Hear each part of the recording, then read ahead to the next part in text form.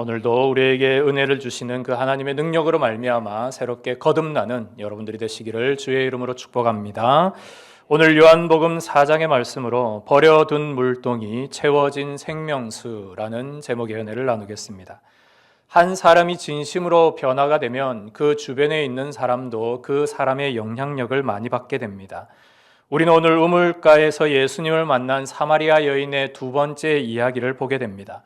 그녀는 오늘 물동이를 버려두고 마을 사람들에게 자신이 만난 예수님을 전하게 됩니다. 오늘 본문에서 놀라운 이야기는 그녀가 하나님의 은혜로 변화된 것뿐만 아니라 그녀로 말미암아 수가성 마을 전체가 예수님을 믿고 회심하는 놀라운 은혜의 역사가 일어났다는 사실입니다. 우리는 흔히 생각할 때 복음은 잘 믿는 사람들이 따로 있다라고 생각할 때가 있습니다. 예를 들면 바리새인 니고데모와 같은 사람입니다. 그는 대단히 도덕적이고 대단히 뛰어났으며 성경적으로도 뛰어났고 사회적인 높은 지위를 가졌기에 그는 충분히 예수님을 잘 믿을 것이라 생각했지만 그는 예수님이 말씀하시는 거듭남의 의미를 제대로 인지하지도 알지도 못했습니다.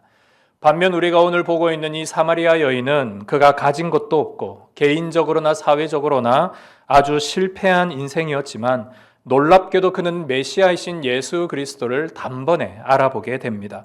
그리고 그것을 알아본 것으로 끝난 것이 아니라 동네 사람들에게 이 예수님을 전하는 성경 역사상 첫 번째 증인이 되게 됩니다. 여기서 우리에게 중요한 복음의 원리가 무엇인지를 발견합니다. 우리는 생각할 때 복음은 뭔가 그 사람의 인격이 갖추어져 있고 도덕적으로 완전하거나 어떤 종교심을 갖고 있으면 그가 잘 믿을 것이다 라고 생각합니다.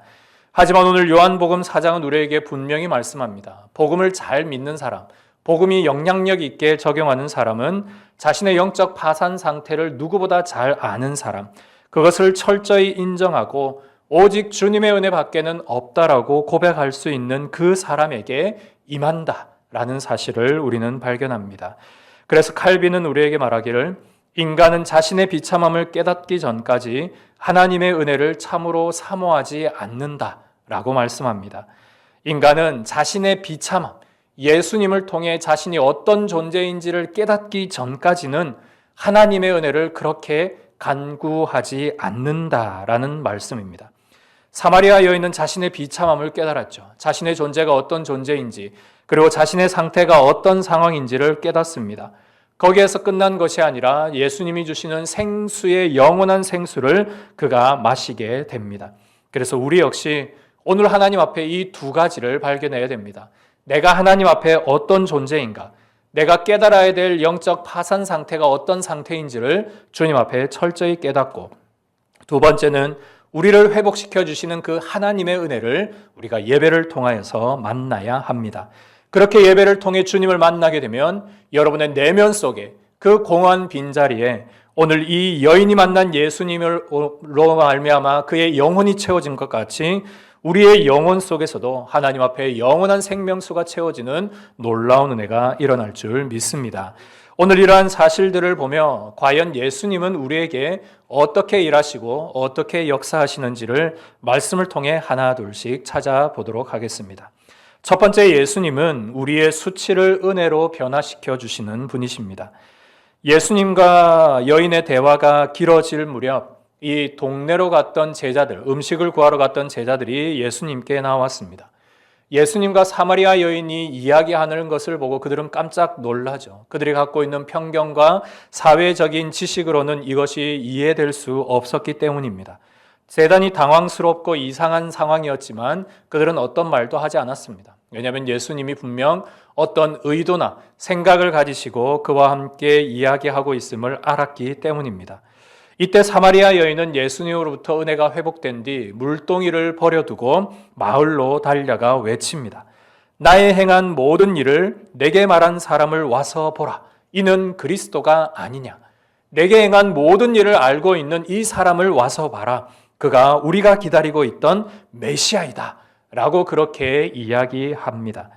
그녀는 어떻게 이렇게 예수님과의 짧은 만남을 통해 확실한 회심과 그리고 자신의 삶을 이렇게 떳떳하게 이야기할 수 있는 그런 모습으로 변화될 수 있었을까요? 여러분, 예수님은 그녀의 상처를 완전히 찝었습니다. 이전에 남편이 5명이나 있었고 지금 살고 있는 상황도 제대로 된 가정이 아니라는 그런 수치스러운 이야기를 그대로 이야기합니다. 너무나도 마음에 상처가 되고 아픔이 되는 이야기였지만 예수님이 그 과거를 정확히 아셨습니다. 하지만 예수님은 다른 사람들처럼 그 여인을 정죄하거나 비난하지 않았습니다. 오히려 그녀를 안다 얘기하고 그녀의 아픔을 안다라고 이야기합니다. 그리고 그녀의 내면 속에 있었던 예배에 대한 갈망, 하나님에 대한 갈망, 메시아에 대한 기대, 이 모든 것들에 대한 해소를 그 자리에서 이루어 주십니다. 그러자 그녀는 영원한 생수와 참된 예배에 대한 회복을 깨닫고 오히려 그 말씀의 회복을 얻어 오늘 물동이를 버려두고 마을로 달려갔던 것입니다. 이처럼 예수님 앞에 자신의 수치, 자신의 비참함이 드러났지만 동시에 주님으로 인해 완벽하게 용납됨을 그녀가 경험했을 때 이 은혜로 말미암아 그녀는 거침없이 자신의 과거를, 자신의 아픈 이야기를 마을 사람들에게 당당하게 이야기할 수 있었던 것입니다. 성도 여러분, 은혜를 가진 사람은 어떻게 나타날까요? 내가 은혜를 받고 예수 그리스도의 은혜를 경험했다라는 것이 어떻게 그의 삶에 드러날까요? 그의 삶에 드러나는 것은 그가 가지고 있었던 과거의 아픔, 과거의 상처들을 그냥 떳떳하게 마을 사람들에게, 자신의 이웃들에게, 자신의 모든 가까운 사람들에게 이야기할 수 있을 때 비로소 그가 은혜를 경험했다라고 말할 수 있습니다. 왜냐하면 더 이상 그 과거는 그에게 아픈 수치가 아니라 오히려 예수님을 전할 수 있는 귀한 간증의 도구가 되기 때문입니다. 1900년도 초 평양에 안약골 호랑이라 불리는 김익두라는 사람이 있었습니다. 그는 상인들에게 돈을 갈취하는 대단히 악한 그런 깡패 같은 사람이었습니다. 그런데 어느 날 그가 한 선교사가 건넨 전도지를 받아들고는 마음속에 큰 회심을 하게 됩니다. 어떻게 그렇게 깡패가 회심할 수 있었는지 놀라운 일이 일어납니다. 그래서 그는 예수님을 만난 뒤 평양 시내를 돌아다니며 부고장을 돌리기 시작합니다. 김익두 사망. 깡패였던 김익두가 사망했다라고 마을 사람들에게 쭉 부고장을 돌립니다. 마을 사람들이 의아해했습니다. 그 이유를 묻자 나는 이제 깡패 김익두는 죽고 예수 안에 새롭게 태어난 김익두만 있다. 살아났다. 라고 그렇게 이야기를 합니다. 심지어 뺨을 맞아도 웃으며 예수님은 내가 믿고 복은 네가 받아라. 라고 하며 사람들을 축복하는 모습을 보고 마을 모든 사람들이 그의 변화를 통해 모두 뒤집어지게 됩니다. 이후 그는 신학교를 졸업하고 한국교회 초대 기독교 역사에 대단히 크게 쓰임받는 부흥사가 되게 됩니다. 여러분, 이처럼 오늘 수가성에 있었던 이 사마리아 여인, 오늘 김익두와 같은 이런 성격이 세상 사람들에게 지적질 당하고 세상 사람들을 힘들게 했던 이런 모진 사람까지도 하나님은 들어 쓰시기를 원하십니다. 그런 인생의 변화를 통해 그런 인생의 하나님 앞에서의 진정한 회심을 통하여서 하나님은 많은 사람들을 의로운 길로 인도하시기를 원하십니다. 바라기는 여러분 마음속에서도 때로는 연약하고 아프고 소외당하며 배척당한 많은 일들 속에 주님이 여러분들을 통해 일하실 모든 일들에 때로는 여러분들의 과거, 여러분들의 상처나 여러분들의 아픔까지도 정말 변하여 하나님의 복음의 도구로 쓰시기를 원하시는 주님 앞에 온전히 쓰임받는 저와 여러분들이 되시기를 소망합니다. 두 번째로 예수님은 하나님 아버지의 뜻을 따라 온전히 행동하시는 분이십니다. 마을로 여인들이 달려가자 제자들이 예수님께 나와 자신들이 갖고 온 식사를 예수님께 드립니다. 그런데 그때 예수님이 알 수 없는 이상한 말씀을 하십니다. 내게는 너희가 알지 못하는 먹을 양식이 있느니라. 제자들은 속으로 이야기합니다. 누가 우리 대신 먹을 것을 갖다 드렸는가? 이렇게 생각하자 예수님은 그 마음을 아시고 또 다시 이렇게 이 말씀이 무슨 뜻인지 이야기하십니다. 나의 양식은 나를 보내신 이의 뜻을 행하며 그의 일을 온전히 이루는 것이다. 오늘 이 예수님의 말씀에는 두 가지 중요한 의미가 들어 있습니다. 하나는 주님의 뜻을 행하는 것, 그리고 하나는 그 일을 온전히 이루는 것이 예수님의 참된 양식이다 라고 말씀하고 있습니다. 예수님은 좀 전까지 피곤하셨습니다. 대단히 목말라서 우물을 찾았습니다. 너무나 지쳐 있었습니다. 그런데 여러분, 예수님이 이 여인과의 이야기를 통해 이 여인의 영혼을 살려내셨을 때 이 여인만 살아난 것이 아니라 예수님도 살아나셨습니다. 예수님의 내면 속에 그 하나님 아버지께서 주시는 놀라운 은혜, 놀라운 생명의 구원의 역사가, 그 충만한 영적 에너지가 예수님 내면 속에 가득 채워주셨기 때문입니다. 그래서 예수님은 말씀합니다. 내게 주시는 양식은 아버지 하나님의 뜻을 행하며 그 뜻을 이룸으로 말미암아 내가 영적으로 배부르다 라고 제자들에게 말씀하고 계시는 겁니다. 예수님을 지탱할 수 있는, 예수님이 사역할 수 있었던 가장 중요한 일은 바로 하나님께서 공급해 주시는 이 영적인 에너지였던 것입니다. 오늘 본문에 있었던 34절에 이 행하며 이룬다 라는 이 두 단어에 들어있는 뜻을 여러분들이 좀 꼭 기억해 주시기를 원합니다. 여기에 있는 행한다라는 말의 뜻은 매 순간순간마다 하나님의 뜻에 순종한다라는 의미입니다. 우리가 쉽게 생각할 때 순종하면 뭔가 큰 거를 생각합니다.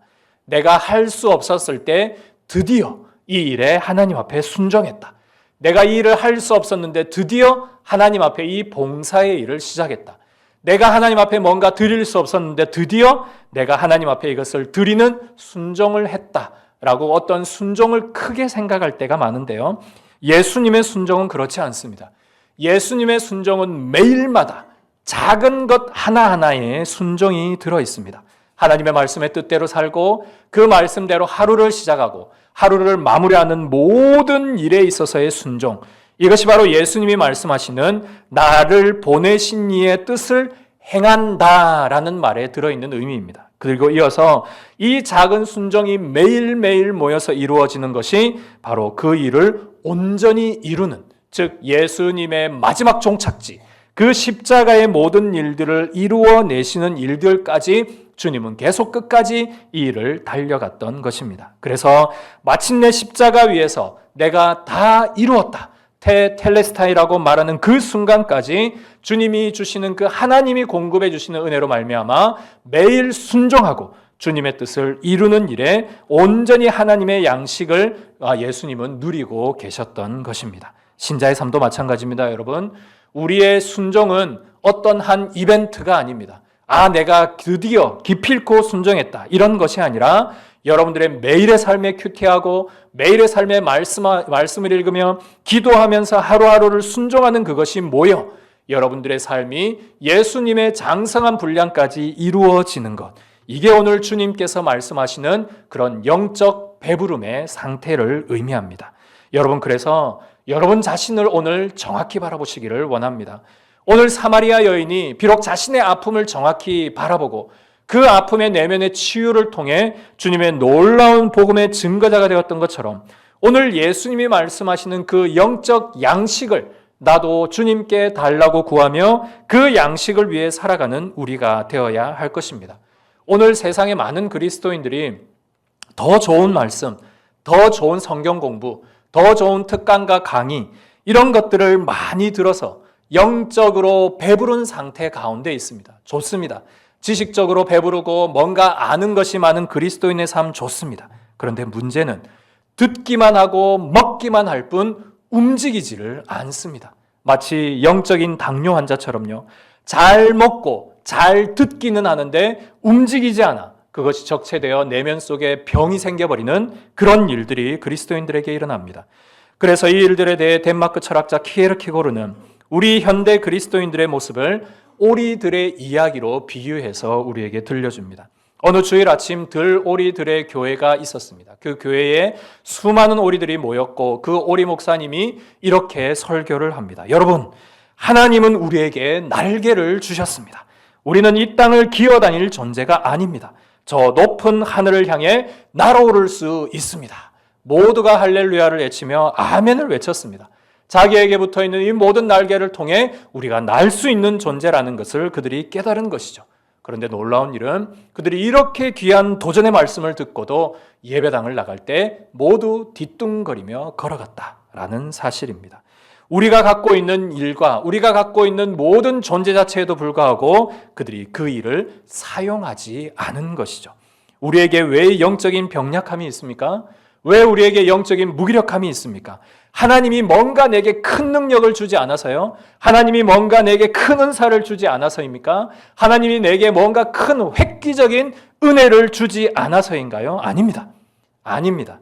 내게 주신 하나님의 은혜가 이미 쌓여 있고 내게 주신 하나님의 말씀의 능력들이 이미 쌓여 있음에도 불구하고 그것을 행하지 않기 때문에 앞서 말씀드린 대로 그런 당뇨 환자처럼요. 분명히 먹으면 의사 선생님이 움직이라고 했는데 먹고 움직이지 않고 그게 늘 적체되어서 그냥 내 속에 병이 생겨버리는 그런 영적인 환자인 그리스도인들이 지금 현대에 많다라는 사실입니다.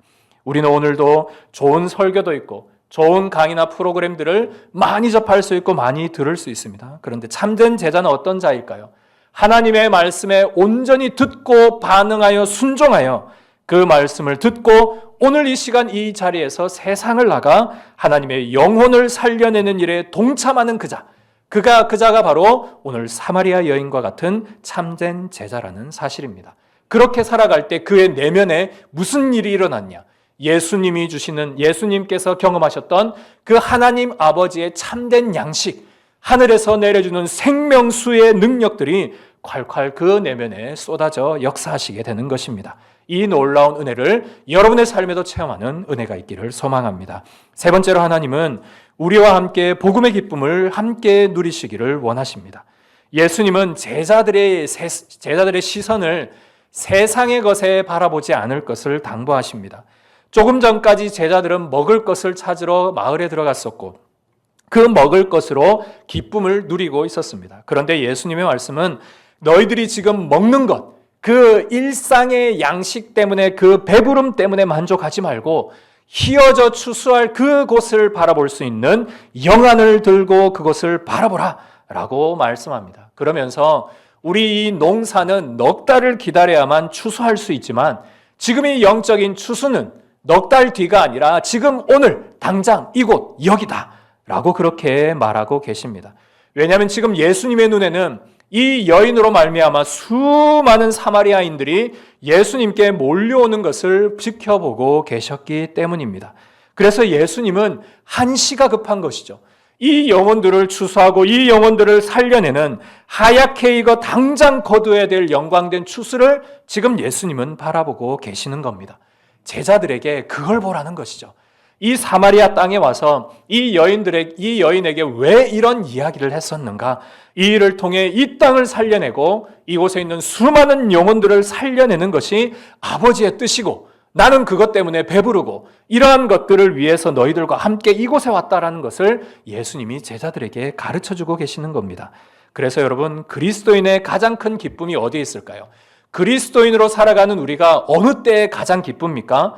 여러분의 기도가 응답되었을 때, 여러분이 뭔가 하나님 앞에 간구하는 것이 이루어졌을 때, 그것보다 더 깊은 것은 하나님과 함께 그 영혼의 추수를 함께 했을 때, 그 잃어버린 영혼을 향한 아버지의 뜻을 우리가 함께 성취했을 때 예수님과 같은 놀라운 영적 배부름을 우리가 경험하게 되는 것입니다. 주님은 우리가 진짜 배고파야 되는 게 어디인지를 말합니다. 육신의 배고픔만 위하여 살아가는 존재가 아니라 저 영적으로 배고파 굶주려 있는 영혼들을 살려낼 수 있는 아버지의 마음으로 뜨거워야 한다. 이것을 제자들에게 이야기하고 계십니다. 그러면서 예수님은 뿌리는 자와 거두는 자가 함께 즐거워하게 하려 함이라 36절에 말합니다. 뿌리는 자, 구약의 수많은 선지자들이 뿌리고 세례 요한이 뿌리고 예수님이 뿌린 이런 수많은 말씀들, 이것을 사도들이 거두고 제자들이 거두고 오늘을 살아가는 현대인 그리스도인 우리가 거두어낼 때 주님의 놀라운 이 복음적인 풍성함이 우리 가운데 함께 일어난다라는 사실입니다. 주님이 이걸 우리와 함께 누리시기를 원하십니다. 여러분들이 왜 오이코스 축제를 하고 오이코스들에게 복음을 전해야 하는가? 주님이 원하시는 기쁨이 그들에게 있고 그 영혼의 추수를 우리가 함께 할 때 주님의 놀라운 기쁨을 우리가 아버지와 함께 누릴 수 있기 때문입니다. 현대 선교의 아버지라 불리는 영국의 구두 선교사, 구두의 수성공 윌리엄 캐리는 1793년 위대한 꿈을 안고 인도에 갔습니다. 내가 이제 그 복음의 척박한 땅 인도에 가면 많은 영혼들이 살려날 것이다. 그 수십억 명의 인도인들이 회심하고 주님 앞에 나올 것이다. 그 꿈을 안고 인도에 갔습니다. 그런데 여러분, 1년이 지나도 회심자 한 명이 없었습니다. 2년이 지나도 5년이 지나도 6년이 지나도 어떤 사람도 윌리엄 캐리의 말을 듣고 예수 믿지 않았습니다. 그렇게 낙심하고 낙담하는 7년째 드디어 한 영혼이 예수님을 믿고 돌아오게 됩니다. 그 많은 시간 동안 언어를 공부하고 성경을 번역하고 학교를 세우고 복음을 전했지만 어느 한 사람 돌아오지 않았고 어떤 열매도 없었습니다. 그런데 7년이 되는 그때에 한 명이 돌아오게 된 것이죠. 그래서 그는 이렇게 얘기합니다. 하나님으로부터 위대한 것들을 기대하라. 그리고 하나님을 위해 위대한 일을 시도하라. 우리는 기대하는 것까지는 하고 기도까지는 하는데 그 위대한 일을 시도하지 않은 채 오늘도 영적으로 비만인 상태로 혹 있지는 않습니까? 인도를 갔더니 윌리엄 캐리의 시도를 통해 비록 7년 동안 아무것도 맺지 못했던 그 열매의 상황이었지만 하나님께서는 7년 뒤 그에게 많은 영혼의 추수를 거두게 하셨고 그 뒤에 이어지는 인도인 수많은 선교사들 그리고 그의 후대 많은 사역자들을 통해 교회와 인도인들이 주님 앞에 돌아오는 놀라운 결과로 이어지게 됩니다. 여러분, 우리 교회의 미션은 그리스도의 제자가 되어 하나님 나라를 확장하는 일에 있습니다. 하나님 나라의 사역은 나 혼자만 하는 게 아닙니다. 우리가 함께 하는 것이고 또 이 시대만 하는 것이 아니고 우리의 다음 세대들에게 계속 연속적으로 이어집니다. 그러므로 여러분, 오늘 여러분들이 전도했는데 아무런 결실이 없다고 해서 결코 실망하거나 좌절하지 마십시오. 우리가 오이코스 축제를 하고 15명의 영혼을 작정했지만 한 명도 없다고 해서 여러분 전혀 실망할 필요가 없습니다. 여러분들은 지금 뿌리는 때입니다. 내가 복음을 뿌리고 내가 가지고 있는 은혜를 뿌리고 내가 가지고 있는 하나님의 살아계심을 뿌려낼 때 비록 그들에게 어떤 열매가 없더라도 윌리엄 캐리처럼 7년의 익어가는 과정이 겪어지면 그 뒤에 내 대가 아니어도 내 아들 때, 내 후손 때에 그 일이 이루어질 수 있습니다. 그래서 여러분 오늘도 그 영혼의 추수를 바라보시며 주님은 농사는 4개월 뒤에 거두지만 영혼은 지금 당장 거두어야 한다. 이 영혼 추수의 긴급함을 기억하며 오늘도 주님 앞에 이렇게 일꾼으로 쓰임받는 저와 여러분들이 되시기를 소망합니다. 네 번째로 예수님이 계시면 여러분들의 신앙, 여러분들의 믿음이 성숙되어 갑니다. 마을 사람들의 간청으로 예수님이 이틀간을 유하시게 됩니다. 이건 대단히 놀라운 일인데요. 우리가 나중에도 보겠지만 예수님이 많은 곳에서 기적을 베풉니다. 막 병자들을 살리고 심지어 죽은 사람도 살리지만 사람들이 예수님 우리에게 더 말씀을 많이 해주세요. 이런 경우가 거의 없었습니다. 심지어는 오병이어 때도 우리가 보겠지만 오병이어의 기적을 보여줘도 그 사람들이 떡을 먹고 배부른 것에 만족했지 예수님께 더 말씀을 해주세요라고 말하지 않았습니다. 그런데 그 말을 했던 유일한 사람들이 사마리아인들입니다. 세상 사람들에게 배척받고 세상 사람들에게 소외받고 저 짐승과 같은 사람이라고 했던 그들이 오히려 예수님을 더 잘 믿었던 것이죠. 오늘 이것이 무엇을 이야기하느냐? 주님의 복음이 유대뿐 아니라 사마리아를 거쳐 땅끝까지 이르게 하는 그 사도행전의 역사를 오늘 이 요한복음에서 이미 보여주고 계십니다. 한 여인의 회심, 한 우물가에서 만난 정말 인생에 실패한 그 여인의 온전한 변화가 그 마을을 바꾸고 사마리아 땅 전체를 뒤집어 놓았던 것입니다. 여러분, 이것이 주님께서 오늘 우리에게 원하시는, 주님께서 오늘 우리에게 보여주시기를 원하시는 복음의 거대한 구원의 사역입니다. 오늘 이들이 예수님을 경험하고 예수님을 체험하자 무슨 일이 일어났습니까? 마지막 42절에 그 여자에게 말하되, 그 사마리아 여인에게 말하되, 이제 우리가 믿는 것은 네 말로 인함이 아니다. 네가 예수님을 만났고 너의 인생의 고침을 받았다는 그 말 때문이 아니고 이제는 우리가 친히 예수님의 말씀을 듣고 그분이 정말 참으로 구세주이고 구원자라는 사실을 우리 역시 깨닫게 되었다. 우리가 그것을 깨닫고 믿게 되었다라고 말씀합니다. 오늘 마지막 본문 42절은 우리에게 대단히 중요한 이 신앙, 복음의 과정을 보여주고 계십니다. 우리 역시 첫 번째로 어떤 사람들의 복음의 증언을 듣고 교회를 옵니다. 내 친구를 통해, 우리의 부모님을 통해, 내 사랑하는 이웃을 통해 야, 교회 가자. 야, 예수 믿자. 라는 말을 통해 교회를 처음 들어오게 됩니다. 오늘 사마리아인들 역시 그 여인의 이야기를 통해 예수님께 처음으로 왔죠. 전도함을 통해 교회 문턱을 넘었습니다. 그러면서 두 번째, 그들이 예수님을 인격적으로 만나게 됩니다. 이것이 대단히 중요한데요. 우리가 여러분 교회만 온다고 우리의 믿음이 쌓이는 것이 아닙니다. 여러분이 교회에 오고 예배를 드린다고만 해서 여러분들의 믿음이 성장하는 것이 아니라 예수님을 인격적으로 만나야 합니다. 그래서 유아 세례를 받은 아이들이 만 14세가 되면 반드시 입교 과정을 거치는 이유는 네가 이제 부모의 신앙이 아니라 네 신앙으로 예수를 믿느냐, 너가 정말로 예수 믿는 믿음으로 구원받았다는 걸 확신하느냐, 너의 인생의 주인이 예수님인 것을 믿느냐, 이것을 입교 과정을 통해 확인을 합니다.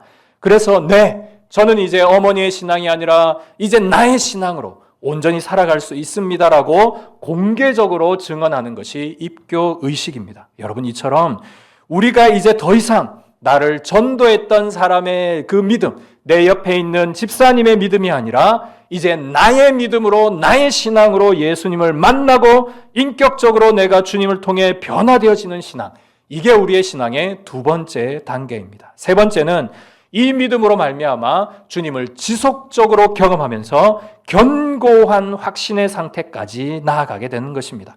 그들은 예수님을 깨달았습니다. 이제는 이 예수님이 우리의 구세주구나. 이 예수님이 우리의 구원자이구나. 이 예수님으로 말미암아 우리에게 세상에 복음을 전할 수 있구나 라는 것을 그들이 깨닫고 단순한 지식의 체험이 아니라 인격적인 체험, 생명의 체험을 통해 그들의 모든 신앙이 흔들리지 않는 견고한 확신의 삶으로 나아갔던 것입니다. 여러분, 우리가 이미 사도행전의 말씀을 강해를 통해 다 보았지만요, 사마리아인들이 더 잘 믿었습니다. 유대인들보다 사마리아인들의 회심이 더 많았고 그들 가운데 더 많은 일꾼들이 나타나서 하나님의 일들을 더 감당했던 것을 보게 됩니다. 성도 여러분, 누군가의 손에 이끌려 지금 이 자리에 온 것을 감사하시기 바랍니다. 그분이 부모님이시든 그분이 친구이든 이웃이든 감사하십시오. 근데 거기에서 멈춰서는 안 됩니다. 교회당, 예배당 뜰만 밟는 사람이 아니라 내가 예수 믿는 이유를 명확히 알아야 되고, 누군가가 너 왜 교회 다니고 예수 믿느냐라고 말할 때에 나에게 역사하셨던 그 예수님을 오늘 이 사마리아 여인처럼 말할 수 있는, 내가 비록 이전에 남편이 5이나 있고 지금 이 상황도 너무나 실패의 인생이지만 나는 내 실패 인생 속에 역사하신 예수님을 믿고 그분이 나의 메시아인 줄 믿는다 라고 말할 수 있는 그 간증이 저와 여러분들의 삶에도 가득하시기를 소망합니다. 성도 여러분, 말씀을 마무리하면서 오늘 제자들은 주님의 이야기를 다 이해하지 못했습니다. 무엇이 세상 하늘에서 오시는 영적인 양식인지, 예수님이 지금 휘어져 추수할 때가 됐다고 하는 게 무슨 말인지, 지금 이 사마리아에 어떤 영적 상태가 일어나는지 그들은 다 이해하지 못했습니다. 심지어 이 여인의 삶, 얼마나 지금까지 기구했습니까? 얼마나 상처가 많았습니까? 얼마나 아픔이 많고 세상 사람들에게 정말 지적당하는 그런 아픔의 여인이었습니까? 그런데 다 이해하지 못할 때도 그 주님의 일들을 신뢰하는 것, 이것이 바로 믿음인 줄 믿습니다. 오늘 사마리아 여인은 과거의 이야기를 수치로 여기지 않았습니다. 비록 내가 그런 수치가 있었고 그런 어려움이 있었고 그런 아픔이 있었지만 그 모든 아픔의 물동이를 미련 없이 내어놓고 이제 예수를 위해 살아가는 인생으로 변화되게 되었습니다. 제자들의 무지함 속에서도 제자들에게 너희들도 이 사마리아 여인처럼 휘어져 추수할 때가 되었으니 영혼을 살려내는 일에 함께하라. 이것이 아버지께서 오는 참된 양식이다 라고 이야기하고 계십니다. 오늘 이게 사마리아 여인의 두 번의 시간을 걸치면서 예수님께서 우리에게 들려주시는 마지막 결론의 말씀입니다. 여러분은 지금 어느 곳에 계십니까? 어떤 자리에 계십니까? 사마리아 여인처럼 물동이를 뜨고 오는 자리에 계신가요? 아니면 그 뜨거운 자리에 예수님을 만난 자리에 계십니까? 아니면 그 물동이를 버려두고 사마리아에 찾아가서 그 많은 사람들에게 주님의 복음을 이야기하는 자리에 계십니까? 바라기는 여러분의 매일의 삶 속에 예수님과 같은 작은 순종 하나하나가 모여 그리스도의 온전하심과 같이 자라나는 그런 성숙함이 있기를 소망합니다. 여러분들의 과거 더 이상 부끄러운 것 아닙니다. 내가 예수 믿는 것이 자랑스러운 것이고 내게 주신 십자가의 은혜가 더 은혜스러운 것이지 여러분의 과거나 여러분의 아픔이나 여러분의 상처는 더 이상 부끄러운 일이 아닙니다. 주님은 그것을 변하여 여러분들을 하나님의 놀라운 일꾼으로 쓰임을 받게 하실 것입니다. 여러분들의 물동이를 기꺼이 버려두고 나는 오직 예수 그리스도를 믿는 믿음 안에 구세주가 나의 참 구주임을, 예수 그리스도가 나의 참 메시아임을 믿는다라고 당당하게 전할 수 있는 그런 생명의 전달자들이 되시기를 주님의 이름으로 축복합니다. 우리가 함께 이 찬양하시기를 원합니다. 나를 통하여 역사하실 주님을 기대하며 함께 찬양하겠습니다.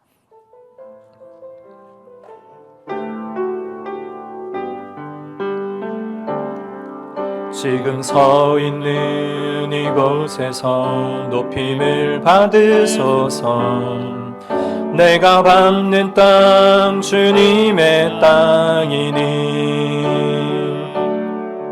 하늘이 주의 이름 높이 올리며 넓은 바다가 주를 노래해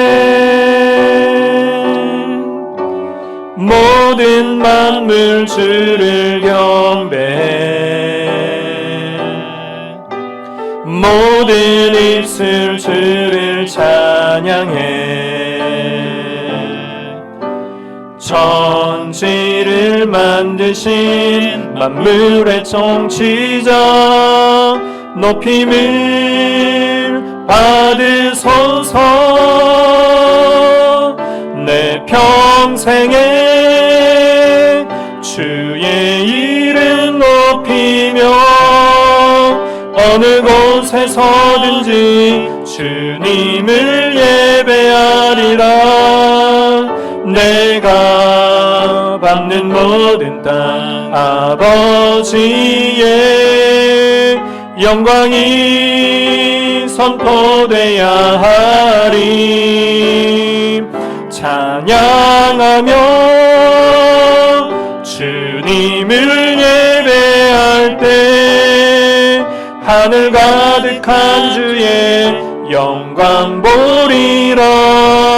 나를 통하여 나의 입술을 인하여 주의 이름 높임을 받으소서. 지금 서 있는 이곳에서 높임을 받으소서.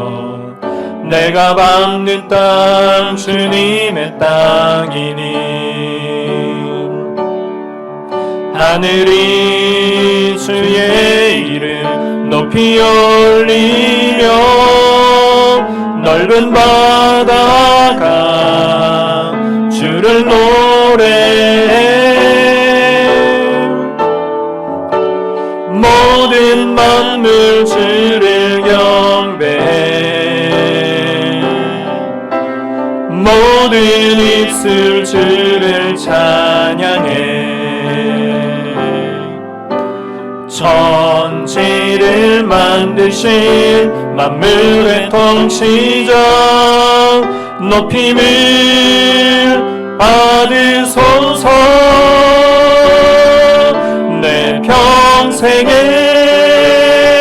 주의 이름 높이며 어느 곳에서든지 주님을 예배하리라.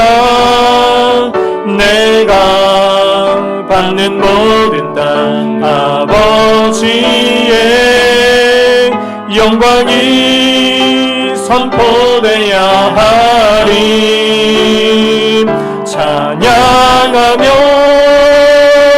주님을 예배할 때 하늘 가득한 주의 영광 보리라.